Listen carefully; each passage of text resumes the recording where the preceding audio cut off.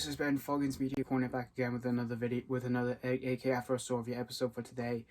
As you can tell, I'm in my work uniform, which I'll be going to work in a couple of hours, so I'm just going to make this video as I possibly can before I finish off work, and then I'll be tired anyway after I finish work. But welcome back to another episode from my AK Afro Store review series of this year for 2021. For this episode, I'm here to talk to you guys about the 2021 coming-of-age teen musical drama based on the stage play of the same name, and that is the big screen adaptation of course, Dear Evan Hansen.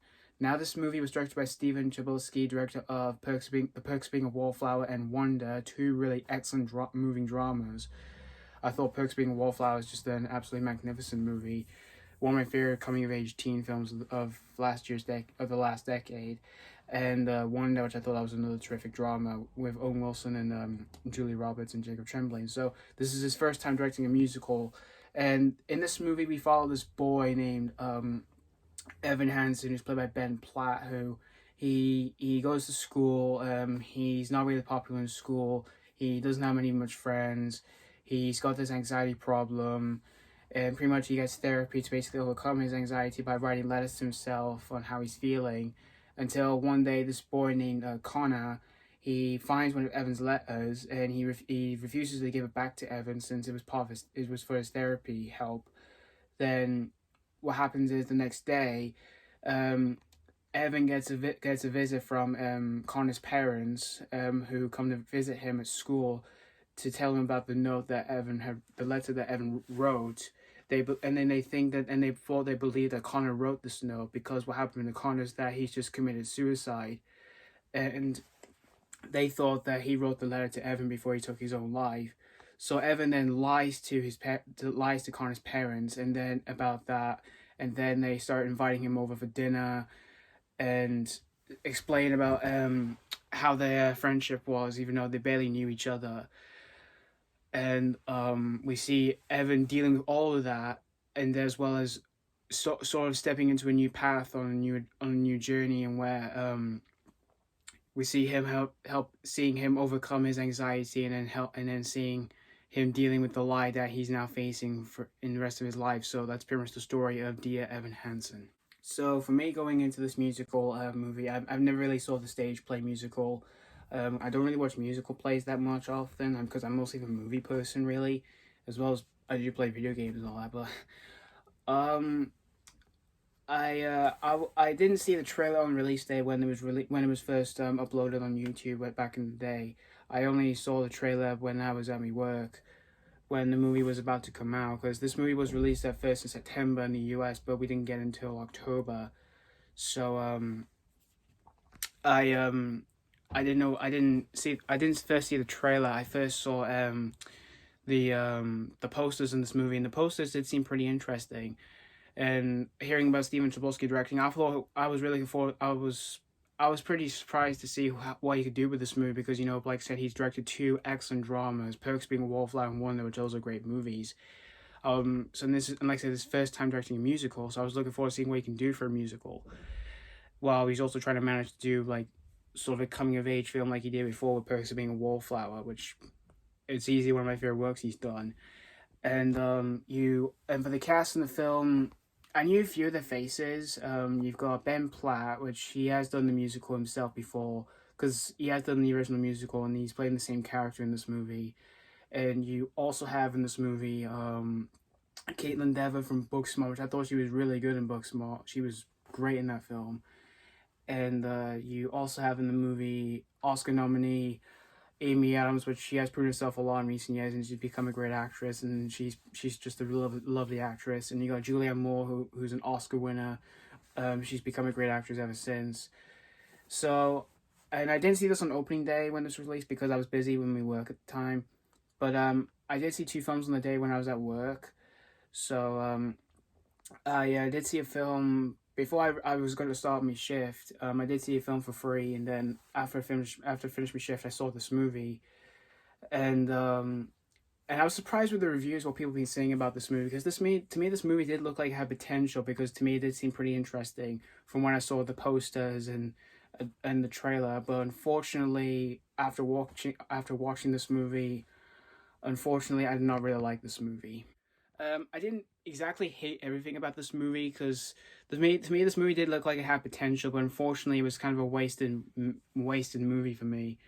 Well, and this movie did face criticism because of the casting of Ben Platt playing Evan Hansen, because the character he's playing is supposed to be 17 years old, while for his aging in the film he's way above his age, and the de-aging effects on him, they did use de-aging effects on him to make him more younger, to make him look like he's 17.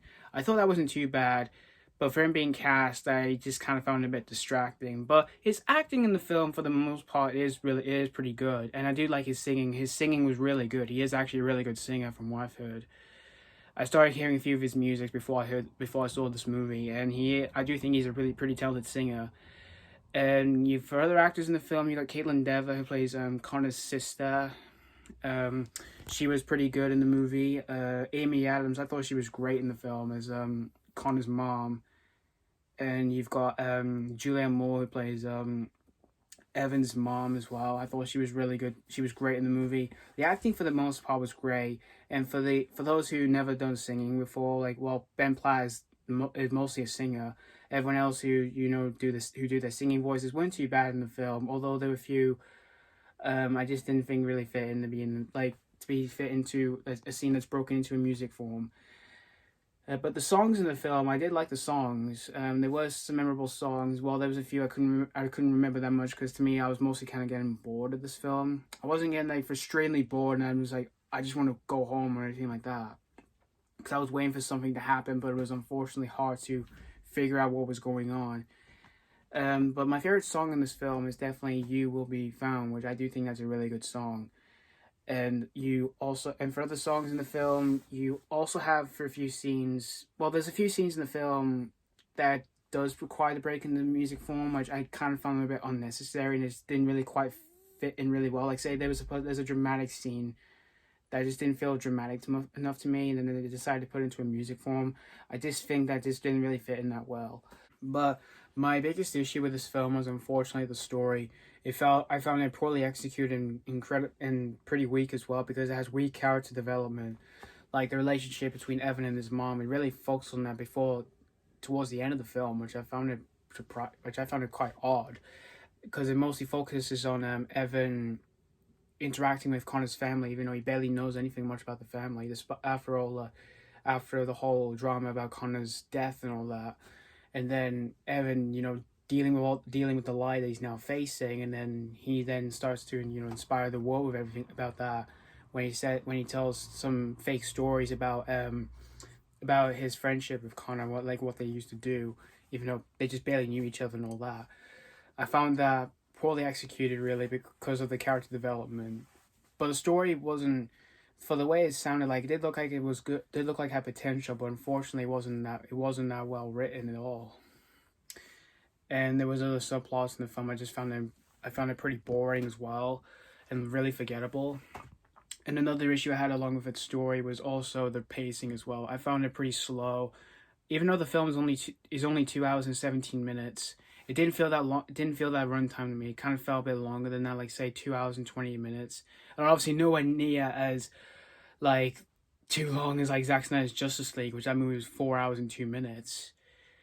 Which I did watch for that film, of course. I had to take a break from that. But yeah, the film to me just didn't feel like 2 hours and 17 minutes. It just felt like 2 hours and 28 minutes or so. But like I said, everything about this movie, like I said, there were a few things I did like in this movie. Was the cast performances and the songs as well. While there was a few casting choices I just didn't feel that was not. I just didn't think that this didn't really fit in well. And there was just some musical scenes, that the musical score numbers in the film that just seemed, there was a few scenes that felt out of place, poorly executed story, and just and very slow pacing. But for those if you're a fan of the original musical, and if you want to see this film, if it is still playing in a local cinema near you, go and check it out if you want to. Or if you missed your chance to see this in cinemas, you can rent this movie on any devices of your choice. and it will be coming out in physical media very soon for any of those in the country. It's already out in physical media in the US, but I don't know when we're gonna get it though. But I've got pretty much nothing else to say for this movie other than it was unfortunately a pretty weak musical overall. So I'm gonna give Dear Evan Hansen 1.5 out of 5 stars. Yeah, this movie, like I said, to me, it did look like it had potential, but unfortunately, it was a mess of a waste. It was a wasted mess of a musical. For any of the musicals that we had of this year, the ones I would probably recommend are probably In the Heights, which I thought that movie was excellent. Everybody's Talking About Jamie, which I thought that was a great musical, and most recently, the West Side Story remake by Steven Spielberg, which I thought that was wonderful. Those three I would recommend other than this. And I wouldn't put this as my most hated musical I've ever seen. Because I've seen any other musicals that I think that are far worse than this. But thank you guys so much for watching for my AK After a Store Review episode on Dear Evan Hansen. And let me know what you think of this film if you have seen this already. Did you either enjoy this or were you massively disappointed with this movie, like with critics did? And also let me know what you think of the stage musical if you've seen the original play. Did you either like it or hate it? So yeah, thank you guys so much for watching. Stay tuned for more reviews. And as always, this has been Foggins Media Corner signing off.